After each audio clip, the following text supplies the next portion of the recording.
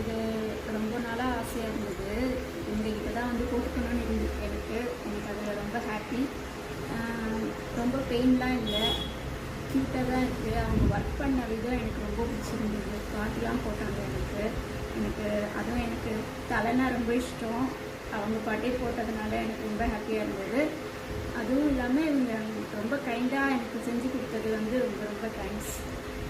எனக்கு ரொம்ப soft skin கூட சொன்னாங்க. ஆனால் எனக்கு பெயின் இருந்தது தான், ஆனால் அந்த அளவுக்கு தெரியாதபடிக்கு அவங்க என்கிட்ட பேசிகிட்டே எனக்கு நல்லா செஞ்சாங்க. எனக்கு ரொம்ப பிடிச்சிருந்தது.